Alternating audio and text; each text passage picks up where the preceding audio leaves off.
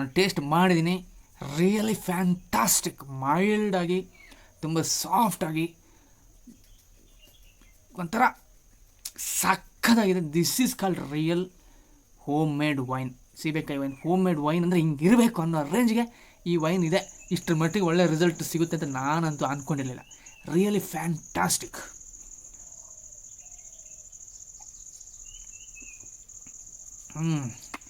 ನೋಡಿ, ಒಂದು bucket full ಸೀಬೆಕಾಯಿ ತಂದಿದ್ದೀನಿ. ಕೊಡಗಿನಲ್ಲಿ ಮಳೆಗಾಲದ ಸಮಯ, ಇದು ಸೀಸನ್ ಸಮಯ. ಸೊ ಇವಾಗ ಫ್ಯಾಷನ್ ಫ್ರೂಟ್, ಸೀಬೆಕಾಯಿ ಈ ಥರ ಎಲ್ಲ ಹಣ್ಣುಗಳು ಬಿಡ್ತವೆ. ಸೊ ಇವತ್ತು ನಾನು ನಿಮಗೊಂದು ಈ ಸೀಬೆಕಾಯಿನ ಯೂಸ್ ಮಾಡಿಕೊಂಡು ವೈನ್ ಯಾವ ಥರ ಮಾಡೋದು ಅಂತ ತೋರಿಸ್ಕೊಡ್ತೀನಿ. ಸೊ ವೈನ್ ಮಾಡುವಂಥ ಒಂದು ಪ್ರಯತ್ನ ಮಾಡ್ತಾಯಿದ್ದೀನಿ. ಸೊ ಆಲ್ಮೋಸ್ಟ್ ಒಂದು ಬಕೆಟ್ ಅಂದರೆ ಆಲ್ಮೋಸ್ಟ್ ಒಂದು 3 kg ಅಷ್ಟು ಸೀಬೆಕಾಯಿ ಸಿಕ್ಕಿದೆ. ಒಂದಷ್ಟು ಹಣ್ಣಾಗಿದೆ, ಒಂದಷ್ಟು ಕಾಯಿ ಇದ್ದಾವೆ. ಸೊ ಅಷ್ಟು ಸಿಕ್ಕಿದ್ದಾವೆ. ಇದನ್ನು ಯೂಸ್ ಮಾಡಿಕೊಂಡು ಈಗ ವೈನ್ ತಯಾರು ಮಾಡುವ. ಕಂಪ್ಲೀಟಾಗಿ ನ್ಯಾಚುರಲ್ ಪ್ರೊಸೆಸ್ಸಲ್ಲೇ ಮಾಡ್ತೀನಿ. ಈ ವೈನಿಗೆ ಯೂಶ್ವಲಿ ಈಸ್ಟ್ ಪೌಡರ್ ಆ ಥರ ಏನೇನೋ ಹಾಕ್ತಾರೆ.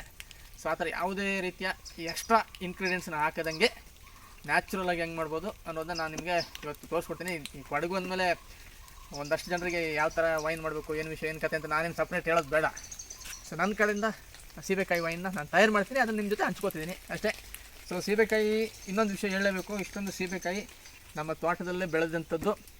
ನಾವು ಗಿಡ ನೆಟ್ಟು ಬೆಳೆಸಿದಂಥ ಸೀಬೆಕಾಯಿ ಅಲ್ಲ, ನ್ಯಾಚುರಲ್ ಆಗಿ ಬೆಳ್ಕೊಂಡಂಥ ಗಿಡಗಳು. ಯಾವುದೋ ಹಕ್ಕಿ ಎಲ್ಲಿಂದನೋ ಬಂತು, ಎಲ್ಲೋ ಹಿಕ್ಕಿ ಆಗ್ತು, ಭೂಮಿ ಜೊತೆ ಬೆರೀತು, ಗಿಡ ಆಯಿತು. ಆ ಗಿಡನ ನಾವು ಜಸ್ಟ್ ಉಳಿಸ್ಕೊಂಡ್ವಿ ಅಷ್ಟೇ. ಅದಕ್ಕೆ ಗೊಬ್ಬರ ಹಾಕಲಿಲ್ಲ, ಇದಾಕಲಿಲ್ಲ, ಏನೂ ಮಾಡಲಿಲ್ಲ. ನೋಡಿ, ಇಷ್ಟೊಂದು ಸೀಬೆಕಾಯಿ ಕೊಟ್ಟಿದೆ, ನೇಚರೇ ಕೊಟ್ಟಿರೋದು. ನಾವು ಜಸ್ಟ್ ಗಿಡವನ್ನು ಉಳಿಸ್ಕೊಂಡಿದ್ದೀವಿ ಹೊರತು ನೆಟ್ಟು ಬೆಳೆಸಿದಂಥ ಗಿಡ ಅಲ್ಲ. ಸೊ ಅವುಗಳೇ ನಮ್ಮನ್ನು ಕರೆದ್ವು. ನಾಯಿ ನನ್ನ ಮಕ್ಕಳ ಬನ್ನಿ ಮಾಡ್ಕೊಳ್ಳಿ, ವೈನ್ ಮಾಡ್ಕೊಳ್ಳಿ ಅಂದ್ಕೊಂಡು ಅವುಗಳೇ ಕರೆದಿದ್ದಾರೆ, ಆ ಗಿಡಗಳೇ ಕರೆದಿದ್ದಾವೆ. ಸೊ ಅದರಿಂದ ನೋಡಿ ಇಷ್ಟೊಂದು ಹಣ್ಣು, ಸಕ್ಕದ ಟೇಸ್ಟ್. ಕಂಪ್ಲೀಟ್ ಇದು ರೆಡ್ ಇದೆ ಮತ್ತು ಬ್ಲೂಯಿಶ್ ಇದೆ. ಸೊ ಸಕ್ಕದಾಗಿ ಟೇಸ್ಟ್, ನ್ಯಾಚುರಲ್ ಆಗಿ ಬಂದಿರೋಂಥದ್ದು. ಸೊ ಇದನ್ನು ನಾವೀಗ ವೈನ್ ಮಾಡೋಣ. ಜೊತೆಗೆ ಹೆಂಗೆ ಮಾಡೋದು ಅಂತಲೂ ತಿಳಿಸ್ತೀನಿ. ಈ ವಿಡಿಯೋನ ನಿಮ್ಮ ಜೊತೆ ಹಂಚ್ಕೊತಿದ್ದೀನಿ. ದೊಡ್ಡ ಮಟ್ಟದಲ್ಲಿ ಶೇರ್ ಮಾಡಿ. ಕಂಪ್ಲೀಟ್ ನ್ಯಾಚುರಲ್ ಪ್ರೊಸೆಸ್ಸಲ್ಲಿ ಮಾಡ್ತೀನಿ ಮತ್ತು ವಿತಿನ್ ವೆರಿ ಲಿಮಿಟೆಡ್ ಟೈಮಲ್ಲಿ ಮಾಡ್ತೀನಿ. Okay, so welcome to guava wine making. Thank you. Bye. Wine ಮಾಡೋಣ ನನಗೆ. ವೈನ್ ಮಾಡೋಣ. ಓಕೆ, ನೀ ಅಂತ ತಿನ್ನೋಲ್ಲ. ಓಕೆ, ವೈನ್ ಮಾಡುವಂಥ ಗಾವಾ ವೈನ್ ತಂದಿದ್ದೀವಿ ತೋಟದಿಂದ. ಈಗ ಅದನ್ನು ವೈನ್ ಮಾಡುವಂಥ ಪ್ರೋಸೆಸ್ ನಡೀತಿದೆ. ಪ್ರೋಸೆಸ್ ಮೊದಲ ಭಾಗವಾಗಿ ಇದನ್ನು ನೀಟಾಗಿ ತೊಳ್ಕೊಂಬಿಡ್ತೀನಿ. ಸೀಬೆಕಾಯಿ ನೋಡಿ, ಮೊದಲು ನೀಟಾಗಿ ತೊಳ್ಕೊಂಡು ಕಟ್ ಇಂಟು ಪೀಸಸ್. ಇದನ್ನು ಆ್ಯಕ್ಚುಲಿ ಪೀಸ್ ಮಾಡೋಕ್ಕಾಗಲ್ಲ, ಯಾಕಂದರೆ ಕಂಪ್ಲೀಟಾಗಿ ಹಣ್ಣಾಗಲಿಲ್ಲ. ಹಣ್ಣು ಆಗೋದಕ್ಕೆ ಬರೀ ಪೀಸ್ ಮಾಡ್ಕೊಳ್ಳಲ್ಲ. ಕಂಪ್ಲೀಟ್ ಹಣ್ಣಾಗಿದ್ದರೆ 4 ಪೀಸು, 6 ಪೀಸು, 8 ಪೀಸ್ ಈ ಥರ ಮಾಡ್ಕೋಬೋದಾಗಿತ್ತು. ಆದರೆ ಇದು ಕಂಪ್ಲೀಟ್ ಹಣ್ಣಾಗಲಿಲ್ಲ. ಅದರಿಂದ ಇದನ್ನು ಸ್ಮ್ಯಾಶ್ ಮಾಡ್ಕೊಂಬಿಡ್ಬೇಕು, ಜಜ್ಕೊಂಬಿಡ್ತೀನಿ. ಸೊ ಅದರ ವೈನ್ನ ಮೊದಲ ಭಾಗವಾಗಿ ಇದನ್ನು ಕಂಪ್ಲೀಟಾಗಿ ಸ್ಮ್ಯಾಶ್ ಮಾಡ್ಕೊಂಬಿಡ್ತೀನಿ, ಜಜ್ಕೊಂಬಿಡ್ತೀನಿ. ಸೊ ಜಜ್ಕೊಂಡು ನಿಮ್ಮ ಮುಂದೆ ಬರ್ತೀನಿ. ಆಮೇಲೆ ಏನೇನು ಇಂಗ್ರೀಡಿಯೆಂಟ್ಸ್ ಬೇಕು ಅಂತ ಹೇಳ್ತೀನಿ. ವೀಕ್ಷಕರೇ, ಸೊ ಸೀಬೆಕಾಯಿನ ಜಜ್ಕೋತಾ ಇದ್ದೀನಿ. ಜಜ್ಕೊಂಡು ಅಂದರೆ ಇದನ್ನು ಪೀಸ್ ಮಾಡೋಕ್ಕಾಗಲ್ಲ, ಅಂದರೆ ಕಂಪ್ಲೀಟ್ ಹಣ್ಣಾಗಿಲ್ಲಲ್ಲ, ಅದರಿಂದ ಪೀಸ್ ಮಾಡ್ಕೊಳಕ್ಕಾಗ್ತಾಯಿಲ್ಲ. ಅದರಿಂದ ಜಜ್ಕೊಳ್ಳೋ ಪ್ರೊಸೆಸ್ ಮಾಡ್ತಾಯಿದ್ದೀನಿ. ಬನ್ನಿ ಮುಂದೆ ನೋಡೋಣ. ವೀಕ್ಷಕರೇ, ಸೀಬೆಕಾಯಿಯ ವೈನ್ ಮಾಡುವಂತಹ ಒಂದು ಆ ಪ್ರೋಸೆಸ್ಸಲ್ಲಿ ನಾವಿದ್ದೀವಿ. ಈಗ ಮುಂದಿನ ಹಂತ ಏನಂತ ನೋಡೋಣ. ನಾನು ಮೊದಲು ಹೇಳ್ದಂಗೆ ಸೀಬೆಕಾಯಿಯನ್ನು ನೀಟಾಗಿ ಅದನ್ನು ಬ್ರಷ್ ಮಾಡಿದ್ದೀನಿ. ಅದ್ರ ಮೇಲೆ ಅದು ಏನೇನು ಚುಕ್ಕಿಗಳು, ಕಲೆಗಳಿದ್ದಾರೆ ಅದ್ರ ಮೇಲೆ ನೀಟಾಗಿ ಬ್ರಷ್ ಮಾಡಿ, ಆಮೇಲೆ ಅದನ್ನು ನೀಟಾಗಿ ತೊಳೆದು, ಆಮೇಲೆ ಅದನ್ನು ಸ್ಮ್ಯಾಶ್ ಮಾಡ್ಕೊಂಡಿದ್ದೀನಿ. ಯಾಕಂತಂದರೆ ಸೀಬೆಕಾಯಿ ಸಂಪೂರ್ಣವಾಗಿ ಹಣ್ಣಾಗಿದ್ದರೆ we can cut into the pieces, ಅಂದರೆ ಒಂದು 7-10 ಪೀಸ್ ಮಾಡ್ಕೋಬೋದು. ಬಟ್ ಇದು ಸಂಪೂರ್ಣವಾಗಿ ಹಣ್ಣಾಗಿಲ್ಲ, ಅದರಿಂದ ಇದನ್ನು ಜಜ್ಕೊಂಡಿದ್ದೀನಿ. ಸೊ ಈಗ ಮುಂದಿನ ಹಂತವಾಗಿ ಏನೇನು ಅದಕ್ಕೆ ಇಂಗ್ರೀಡಿಯೆಂಟ್ಸ್ ನಾನು ಯೂಸ್ ಮಾಡ್ತಾ ಇದ್ದೀನಿ ಅಂತ ನಿಮ್ಮ ಜೊತೆ ನಾನು ಈಗ ಹಂಚ್ಕೋತಿದ್ದೀನಿ. ಯಾವುದೇ ರೀತಿಯ ಎಕ್ಸ್ಟ್ರಾ ಇಂಗ್ರೀಡಿಯೆಂಟ್ಸ್ ಯಾವುದು ನಾನು ಯೂಸ್ ಮಾಡ್ತಾ ಇಲ್ಲ ಸಾಮಗ್ರಿಗಳನ್ನ ಈ ವೈನ್ ಮಾಡಲಿಕ್ಕೆ. ಸೊ ಅದು ತುಂಬ ಇಂಪಾರ್ಟೆಂಟ್ ಆದ ವಿಚಾರ. ಮತ್ತಿನ್ನೊಂದು ವಿಚಾರ ಹೇಳ್ತೀನಿ. ಬೇರೆ ಕಡೆ ವೈನ್ ನಾನು ಟೇಸ್ಟ್ ಮಾಡಿದ್ದೀನಿ, ಶುಗರ್ ಸಿರಪ್ ಇದ್ದಂಗೆ ಇರುತ್ತೆ. ಅಂದರೆ ಶುಗರ್ ಕಂಟೆಂಟ್ ಜಾಸ್ತಿ. ಬಟ್ ಇಲ್ಲಿ ನಾನು ಶುಗರ್ ಕಂಟೆಂಟ್ ಎಷ್ಟು ಬೇಕು ಅಷ್ಟೇ ಹಾಕ್ತೀನಿ, ಜಾಸ್ತಿ ಹಾಕಲ್ಲ. ಶುಗರ್ ಸಿರಪ್ ಇದ್ದಂತೆ ಇರುವಂಥ ಎಷ್ಟೋ ವೈನ್ಗಳನ್ನ ನಾನು ಟೇಸ್ಟ್ ಮಾಡಿದ್ದೀನಿ. ಇಲ್ಲಿ ಶುಗರ್ಗೆ ನಾನು ಇಂಪಾರ್ಟೆನ್ಸ್ ಕೊಡಲ್ಲ, ಸೀಬೆಕಾಯಿಗೆ ಇಂಪಾರ್ಟೆನ್ಸ್ ಕೊಡೋದು. ಸೊ ಬನ್ನಿ ಏನೇನು ಇಂಗ್ರೀಡಿಯೆಂಟ್ಸ್ ಇದೆ ಅಂತ ನೋಡೋಣ. ಸೊ ಸೀಬೆಕಾಯಿನ ಸ್ಮ್ಯಾಶ್ ಮಾಡ್ಕೊಂಡಿರೋಂಥದ್ದು ಆಲ್ಮೋಸ್ಟ್ 3 kg ಪಕ್ಕ ಇದೆ, 3-4 kg ಕರೆಕ್ಟ್ ಅಲ್ಲ. ಸೊ ಇದು ತೆಂಗಿನ ಮರದ ಬೇರು ನೀವು ನೋಡ್ತಿರೋವಂಥದ್ದು. ಅಂದರೆ ಸೊ ತೆಂಗಿನ ಮರದ ಬೇರು ತೊಗೊಂಡಿದ್ದೀನಿ. ಸೊ ಜೊತೆಗೆ ಕುದಿಸಿದ ನೀರು, ಲುಕ್ ವಾರ್ಮ್ ವಾಟರ್ ತೊಗೊಂಡಿದ್ದೀನಿ. ಜೊತೆಗೆ ಶುಗರ್ 2 kg ಪ್ಯಾಕ್ ತೊಗೊಂಡಿದ್ದೀನಿ. ಸೊ ಅದ್ರ ಜೊತೆಗೆ ಕಂಟೈನರ್ ತೊಗೊಂಡಿದ್ದೀನಿ. ಆ ಮಿಶ್ರಣವನ್ನು ಹಾಕಲಿಕ್ಕೆ ಕಂಟೈನರ್ ತೊಗೊಂಡಿದ್ದೀನಿ. ಇದಿಷ್ಟು ಮೇಜರ್ ಆಪ್ಷನ್. ಇದ್ರ ಜೊತೆಗೆ ಆಲ್ಕೋಹಾಲ್ ಆ್ಯಡ್ ಮಾಡ್ತಾರೆ ಕೆಲವೊಬ್ಬರು. ಕೆಲವೊಬ್ಬರು ಏನೋ ಈಸ್ಟ್ ಪೌಡ್ರ್ ಆ್ಯಡ್ ಮಾಡ್ತಾರೆ, ಮತ್ತು ಕೆಲವೊಮ್ಮೆ ಚಕ್ಕೆ ಲವಂಗ ಈ ಥರ ಎಲ್ಲ ಎಕ್ಸ್ಟ್ರಾ ಆ್ಯಡ್ ಮಾಡಿಬಿಡ್ತಾರೆ. ಅದು ಟೇಸ್ಟ್ ಸಂಪೂರ್ಣವಾಗಿ ಹಾಳಾಗ್ಬಿಡೋ ಅಂಥ ಚಾನ್ಸಸ್ ಇದೆ. ಸೊ ಅದರಿಂದ ಬರೀ 2ರಿಂದ 3 ಇಂಗ್ರೀಡಿಯೆಂಟ್ಸ್ ಅಷ್ಟೇ ತೊಗೊಂಡಿದ್ವಿ, ಜಾಸ್ತಿ ತೊಗೊಂಡಿಲ್ಲ. ಸೊ ಇದಿಷ್ಟು ಮೇಜರ್ ಇಂಗ್ರೀಡಿಯೆಂಟ್ಸ್. ಸೊ ಈಗ ಪ್ರೋಸೆಸ್ ಸ್ಟಾರ್ಟ್ ಮಾಡೋದೆ ಡೈರೆಕ್ಟಾಗಿ ಬಿಂದಿಗೆ ಫಿಲ್ ಮಾಡ್ತೀವಿ ಈಗ.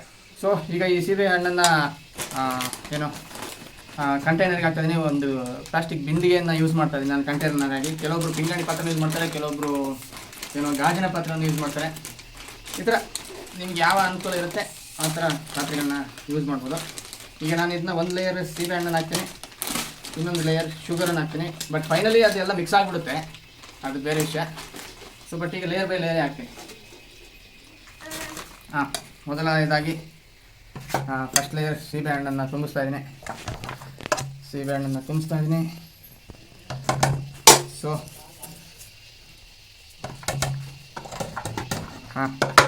ಒಂದು ಲೇಯರ್ ಆಯಿತು. ಸೊ ಈಗ ಅದಕ್ಕೆ ಒಂದು ಹದವಾಗಿ ಶುಗರ್ನ ಆ್ಯಡ್ ಮಾಡ್ತಾಯಿದ್ದೀನಿ.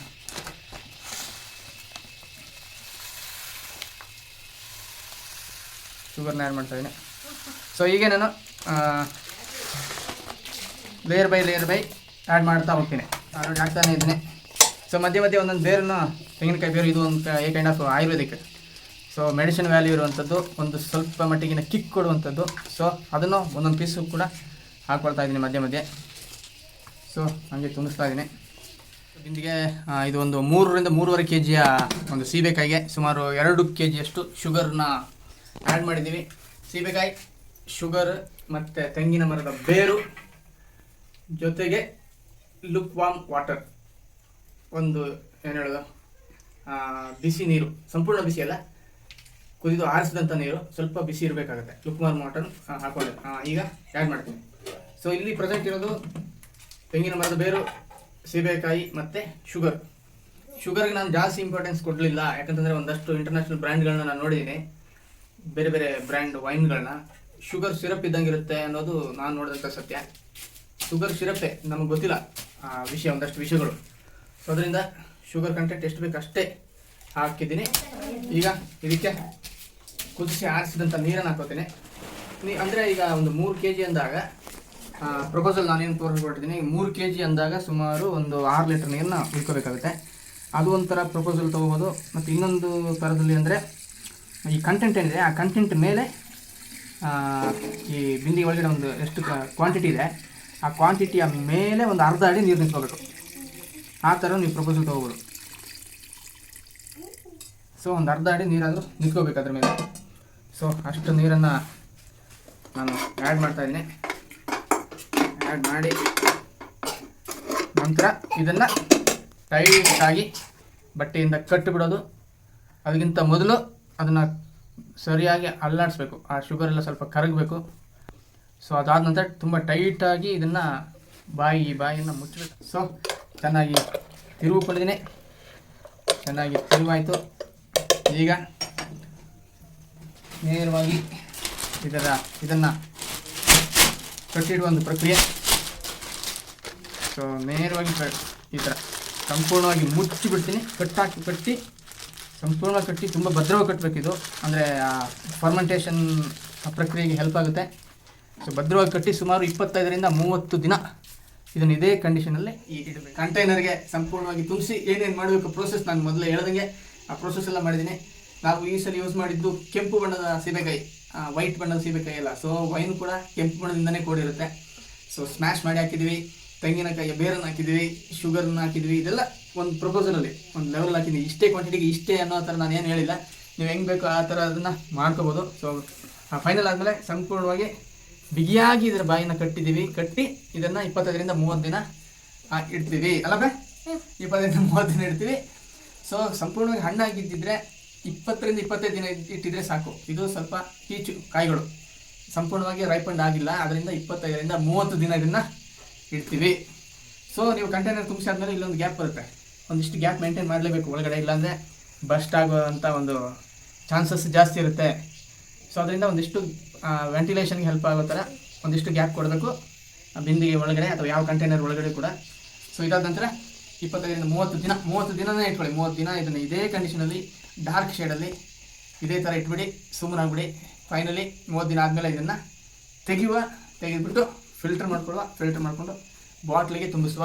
ಪ್ಲಾಸ್ಟಿಕ್ ಬಾಟ್ಲಿಗಲ್ಲ, ಗ್ಲಾಸ್ ಬಾಟ್ಲಿಗೆ ತುಂಬಿಸಿ ಅಲ್ಲಿಂದ ರೆಡಿ ಟು ಡ್ರಿಂಕ್. ಸೊ ಈ ಥರ ಒಂದು ವೈನ್ ಪ್ರೊಸೆಸ್ ಅದು ಇನ್ನೊಂದು ಹಂತಕ್ಕೆ ನಾವು 30 ದಿನ ಕಳೆದ ಮೇಲೆ ಇದ್ರ ಜೊತೆ ಡಿಸ್ಕಸ್ ಮಾಡೋ, ಅದನ್ನು ನಾನು ನಿಮಗೆ ತೋರಿಸ್ತೀನಿ. ಸೊ ಈಗ ಒಂದು ಪ್ರೊಸೆಸ್ ಮುಗೀತು, ಈಗ 30 ದಿನ ವೆಯ್ಟ್ ಮಾಡಲೇಬೇಕು. ಸೊ ಒಂದು ಪ್ರೊಸೆಸ್ ಮುಗಿದಿದೆ. ಸೊ 30 ಡೇಸ್ ವೆಯ್ಟ್ ಮಾಡುವ ಅಲ್ಲಪ್ಪ? ಹಾಂ, ಓಕೆ. ಚಿಯರ್ಸ್. ಗಾವಾ ವೈನ್ ರೆಡಿ ಅಲ್ಲ? ಸೀಬೆಕಾಯಿ ವೈನ್ ಹೆಂಗಿದೆ ಅಂತ ಈಗ ಟೇಸ್ಟ್ ಮಾಡುವಂಥ ಸಮಯ. ಅದನ್ನೇ ಮೊದಲೇ ಹೇಳ್ದಂಗೆ ಬಾಟ್ಲಿಗೆ ಫಿಲ್ ಮಾಡ್ಕೊಂಡಾಯಿತು, ನೀಟಾಗಿ ಫಿಲ್ಟರ್ ಮಾಡಿ ಬಾಟ್ಲಿಗೆ ಫಿಲ್ ಮಾಡ್ಕೊಂಡಾಯಿತು. ಸೊ ಇದು ತಳದಲ್ಲಿ ಒಂದಷ್ಟು ಅದರದ್ದು ಮಡ್ಡಿ ಅಂತ ಏನಂತೀವಿ ಅದಿದೆ ತಳದಲ್ಲಿ. ಸೊ ಇದು ರೆಡ್ ಸೀಬೆಕಾಯಿ ಹಾಕಿದ್ದಲ್ವ, ಸ್ವಲ್ಪ ರೆಡ್ಡಿಶ್ ಇದೆ. ಸಖತ್ತಾಗಿ ಬಂದಿದೆ ಅಂತ ಅನ್ಕೋತೀನಿ, ಮೈಲ್ಡ್ ಆಗಿದೆ.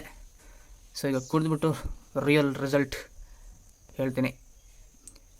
ದಿಸ್ ಈಸ್ ಗಾವಾ ವೈನ್, ಸೀಬೆಕಾಯಿ ವೈನ್. ಆಲ್ರೆಡಿ ಇದನ್ನು ನಾನು ಟೇಸ್ಟ್ ಮಾಡಿದ್ದೀನಿ. ರಿಯಲಿ ಫ್ಯಾಂಟಾಸ್ಟಿಕ್, ಮೈಲ್ಡಾಗಿ, ತುಂಬ ಸಾಫ್ಟಾಗಿ, ಒಂಥರ ಸಖತ್ತಾಗಿದೆ. This is called real home made wine, ಸೀಬೆಕಾಯಿ ವೈನ್. ಹೋಮ್ ಮೇಡ್ ವೈನ್ ಅಂದರೆ ಹಿಂಗಿರಬೇಕು ಅನ್ನೋ ರೇಂಜ್ಗೆ ಈ ವೈನ್ ಇದೆ. ಇಷ್ಟರ ಮಟ್ಟಿಗೆ ಒಳ್ಳೆ ರಿಸಲ್ಟ್ ಸಿಗುತ್ತೆ ಅಂತ ನಾನಂತೂ ಅಂದ್ಕೊಂಡಿರಲಿಲ್ಲ. Really fantastic.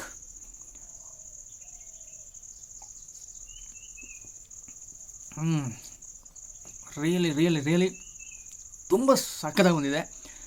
ನಾನು ಇಷ್ಟು ಚೆನ್ನಾಗಿ ಬರುತ್ತೆ ಅಂತ ಎಕ್ಸ್ಪೆಕ್ಟ್ ಮಾಡಿರಲಿಲ್ಲ. ಸಂಪೂರ್ಣವಾಗಿ ಯಾವುದೇ ರೀತಿಯ ಎಕ್ಸ್ಟ್ರಾ ಇನ್ಗ್ರೀಡಿಯೆಂಟ್ಸ್ ಸೇರಿಸಿದಂಗೆ ಮಾಡಿದಂತಹ ಒಂದು ಅದ್ಭುತ, ಎಲ್ಲರೂ ಬಳಸಬಹುದಾದಂತಹ ಒಂದು ಪೇಯ, ಒಂದು ವೈನ್ ಇದಾಗಿದೆ. ಕಂಪ್ಲೀಟಾಗಿ ನ್ಯಾಚುರಲ್ ಪ್ರೋಸೆಸ್ಸಲ್ಲಿ ಪ್ರೊಡ್ಯೂಸ್ ಆದಂತಹ ಒಂದು ಅತ್ಯುತ್ತಮವಾದಂತಹ ಪೇಯ. ವಂಡರ್ಫುಲ್ ಟೇಸ್ಟ್, ಮೈಲ್ಡ್ ಫೀಲ್, ತುಂಬ ಸ್ಮೂತಾಗಿ ಒಳಗಡೆ ಹೋಗುತ್ತೆ. ಅದ್ಭುತವಾಗಿ ಬಂದಿದೆ. ಸಾಧ್ಯವಾದರೆ ನೀವು ಪ್ರತಿಯೊಬ್ಬರು ಮನೆಯಲ್ಲಿ ಟ್ರೈ ಮಾಡಿ, ಟೇಸ್ಟ್ ಮಾಡಿ, ಮಜಾ ಮಾಡಿ. ಎಕ್ಸ್ಟ್ರಾ ಏನೂ ಹಾಕೋದು ಬೇಡ. ಇಲ್ಲಿ ನಾನು ಏನು ಯೂಸ್ ಮಾಡಿದ್ದೀನಿ ಅದಷ್ಟೇ ಯೂಸ್ ಮಾಡಿಕೊಂಡ್ರೆ ಸಾಕು. So thank you. ಸೀಬೆಕಾಯಿ ವೈನ್ ಸಖತ್ತಾಗಿ ಬಂದಿದೆ, ನೀವು ಕುಡೀರಿ.